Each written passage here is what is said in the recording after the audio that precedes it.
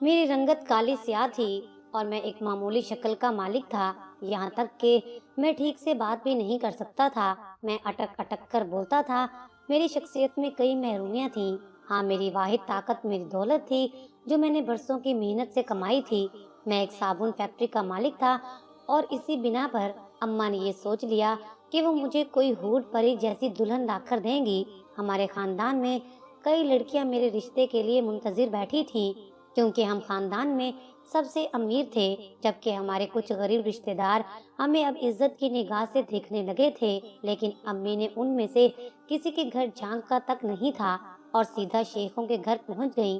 हमारे पुराने मोहल्ले में ये एक शेख घराना था, जिनकी लड़कियां बहुत खूबसूरत होने के साथ साथ पढ़ी लिखी भी थीं। उनको शेख इसलिए भी कहा जाता था कि ये अपने ठाट बाट से बहुत अमीर लगते थे। अम्मी को न जाने क्यों उनका रख रखाव शुरू से पसंद था, जबकि मुझे उस घराने में सिवाय बनावट और दिखावे के और कोई बात समझ नहीं आती थी। जब अम्मी ने नाइला के घर रिश्ता लेकर जाने की बात की, तो मैं यही सोचकर खामोश हो गया। कौन सा नाइला के घर वालों ने मुझे रिश्ता दे देना है। वो तो बहुत खूबसूरत लड़कियां हैं। उनकी खूबसूरती के किस्से हर गली में मशहूर थे। मैं उनकी तरफ से न होने का इंतजार कर रहा था कि अम्मा ने खुशखबरी सुना दी। नाइला की माँ ने तेरे रिश्ते के लिए हाँ कर दी है। मुझे तो यकीन न आया कि नाइला जैसी खूबसूरत लड़की मेरी शरीके हयात बनने जा रही है। रिश्ता होने के बाद शादी की तैयारियां हो रही थी और फिर वो दिन भी आ गया जब नाइला दुल्हन बनकर मेरे घर आ गई। उसके पास जाते हुए मेरा दिल धड़क रहा था, क्योंकि खूबसूरती का भी अलग ही रूप होता है। जब मैं नाइला के सामने गया तो ये बात सच साबित हो गई। वो जरा सा भी नहीं शर्माई थी, बल्कि वो आंखों में आंखें डाले मुझे देख रही थी। कुछ देर तक तो मुझे ये बहुत हसीन इत्तेफाक लगा, लेकिन फिर उसका मुझे यूं देखना कुछ अजीब और पुरइसरार सा लगने लगा था। मैंने देखा उसकी आंखों में अजीब सी वीरानी या फिर गुस्सा था। वो मुझे प्यार से नहीं देख रही थी, बल्कि कोई गिला करना चाह रही थी। मैं उसके करीब बैठ गया, उसका हाथ पकड़कर उसे मुंह दिखाई देने की कोशिश की, तो वो मेरी आंखों में पहले से भी ज्यादा गौर से देखने लगी, जैसे मुझे देखकर उसे यकीन न आ रहा हो कि मैं उसका शोहर हूँ। मैंने उससे कोई बात ना की और खामोशी से कमरे से बाहर आ गया। मेरी आंखों में हल्की सी नमी आ गई थी।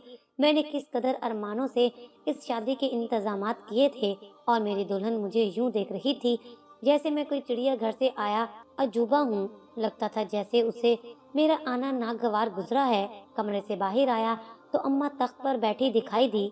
शायद वो नमाज वगैरह से फारिग होकर जिक्र अज़कार में मसरूफ थी। मेहमान भी जा चुके थे। अम्मा को देखते ही मुझे याद आया कि मैं तो इस शादी पर पहले भी राजी ना था।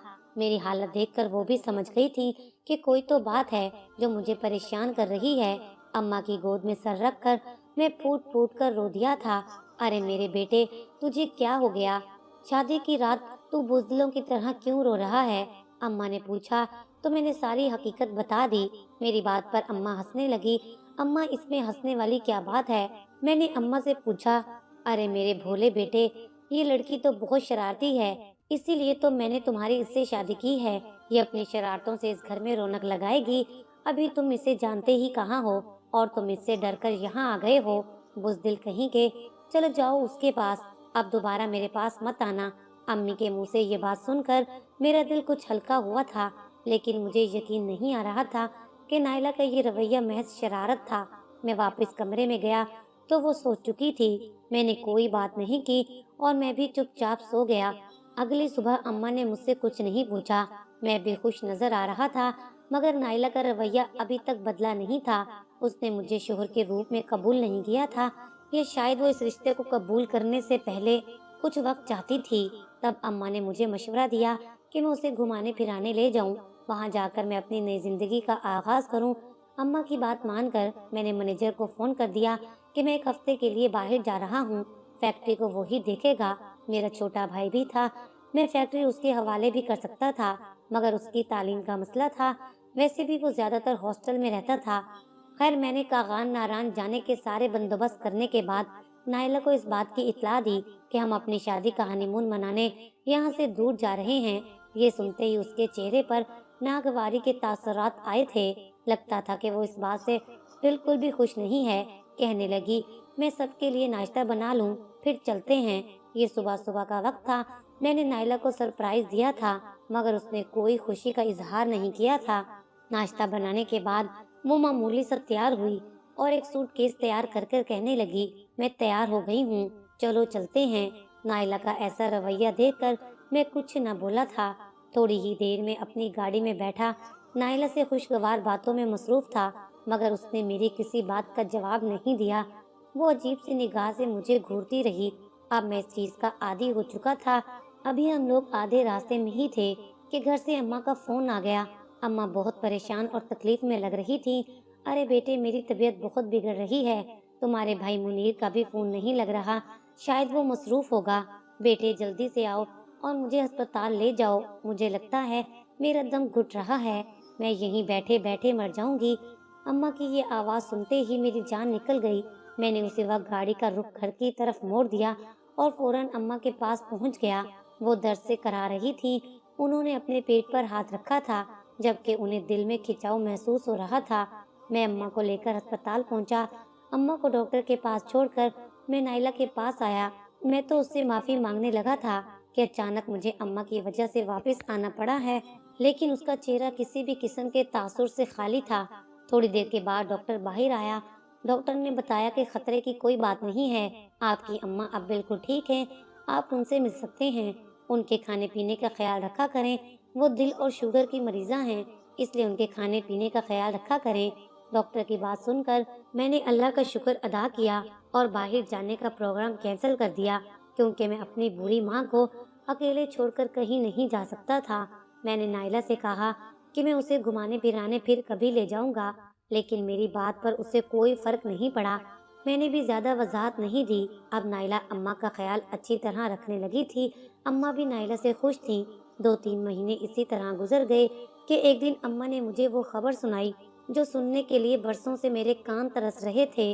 और हर मर्द की जिंदगी में ये मरहला सबसे ज्यादा खुशकुन होता है जब उसे बाप बनने की खुशी मिलती है। मगर मुझे हैरत थी कि नाइला ने मुझे इस बात से आगाह नहीं किया था। उसने अम्मा को इसी खुशी के बारे में बताया था। मुझसे तो जैसे वो 6 महीने से नाराज थी। मैंने उससे पूछा, मुझे बताओ नाइला, इतनी बड़ी खुशी की बात तुमने मुझे क्यों नहीं बताई है? मैं तुम्हारे लिए कोई गिफ्ट लेकर आता। मैंने नाइला से प्यार भरे लहजे में पूछा तो वो गुस्से से बोली, इसमें खुशी वाली क्या बात है? औलाद सबकी होती है, हमारी भी हो गई तो कोई बड़ी बात नहीं। नाइला के मुंह से ये बात सुनकर मुझे बेअख्तियार हंसी आ गई। क्या तुम्हें माँ बनने की खुशी नहीं हुई? मेरी बात पर वो खामोश हो गई। मैंने हंसकर कहा कि मुझे लगता है कि हमारा बेटा बहुत खुशकिस्मत होगा। इसके आते ही मेरी जिंदगी बदल जाएगी। मेरे हर पुरजोश लहजे पर नाइला ने अपना मुंह बनाते हुए मुझे घूरकर देखा और बोली, ये तो आने वाला वक्त ही बताएगा कि तुम्हारी जिंदगी तुम्हारे बच्चे के आने से बदलती है या बिगड़ती है। चलो ठीक है, मैं उस वक्त का इंतजार करूंगा। मैं हैरान होता कमरे से बाहर निकल आया था। मैं सीधा बाजार गया और वहाँ से 10 किलो मिठाई लेकर आया था। वो मिठाई मैंने अपने सब रिश्तेदारों में बांट दी, मगर किसी को ये नहीं बताया कि क्या खुशखबरी है। बस ये बता दिया कि कारोबार में फायदा हुआ है। अम्मा को इस बात से बहुत खुशी हुई थी कि मैं सबका ख्याल रख रहा हूँ। खैर 9 महीने किस तरह गुजरे ये तो मैं नहीं जानता, लेकिन मैंने एक एक पल का इंतजार किया था। मेरी खुशी का कोई ठिकाना नहीं था। जब इंतजार की घड़ियां पूरी हो गईं और वो दिन भी आ पहुंचा जब मेरे घर उस नन्हे मेहमान ने आना था जिसका मैंने महीनों इंतजार किया था, लेकिन बदकिस्मती से मेरा छोटा भाई उन दिनों हॉस्टल में था और मैं फैक्ट्री के कामों में बहुत मसरूफ था। घर में सिर्फ अम्मा और मेरी बीवी थी। मुकर्ररा दिन पर अम्मा मुझसे कहने लगी, बेटा तुम अपनी फैक्ट्री के कामों पर तवज्जो दो, मैं सब कुछ संभाल लूंगी। ये सब औरतों के काम होते हैं, बच्चे के सारे मामलात में देख लूंगी। अम्मा ने कहा तो मुझे अच्छा नहीं लगा। अम्मा, मेरी जिंदगी का ये सबसे बड़ा दिन है, मैं भला कैसे अपनी बीवी को अकेला छोड़ सकता हूँ? बस आज मुझे घर पर रहने दो, कल से मैं बाकायदगी से फैक्ट्री जाऊंगा। मैंने अम्मा को तसल्ली दी तो वो चुप हो गई। फिर वो मुबारक लम्हा आ गया जब नाइला ने खूबसूरत बेटे को जन्म दिया था। मैंने बेटे को गोद में उठाया और उसे प्यार करने लगा। नाइला ने खाली आंखों से मेरी तरफ देखा और बोली, ज्यादा खुश ना हो, मुझे लगता है कि ये बच्चा सिर्फ और सिर्फ नुकसान करने के लिए पैदा हुआ है। क्या मतलब है तुम्हारा? नाइला, कभी तुम मुंह से अच्छी बात निकाल लिया करो। मुझे नाइला पर गुस्सा आया था। मैंने उसे डांटते हुए कहा, अच्छा मैं अब कुछ नहीं कहती। वो नाराजगी से खामोश हो गई। मैं और अम्मा नए मेहमान की खिदमत में लग गए। ज़ोहर की आज़ान हुई तो मैं कमरे से बाहर निकला और नमाज पढ़ने के लिए अस्पताल का कोई कमरा ढूंढ ही रहा था कि मेरे मोबाइल पर घंटी बजी। फ़ोन उठाया तो फैक्ट्री से मैनेजर का फ़ोन था, जिसने मुझे बताया कि हमारी फैक्ट्री में सर्किट शॉर्ट होने की वजह से आग लग गई है और काफ़ी नुकसान हो गया है, और ये भी बताया कि 2 मजदूरों की जान भी ज़ाया हो गई है। ये बात सुनकर मेरे होश उड़ गए थे। मैंने नमाज मुकम्मल की और फौरन फैक्ट्री की तरफ भागा। सारा रास्ता अल्लाह से दुआएं करता रहा।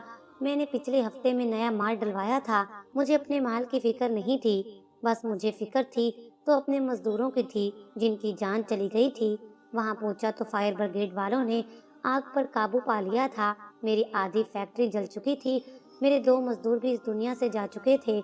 मुझे बहुत दुख हुआ था। मैंने उन मजदूरों की तदफीन का सारा बंदोबस्त किया और उनके घर वालों को 5-5 लाख भी दिए थे।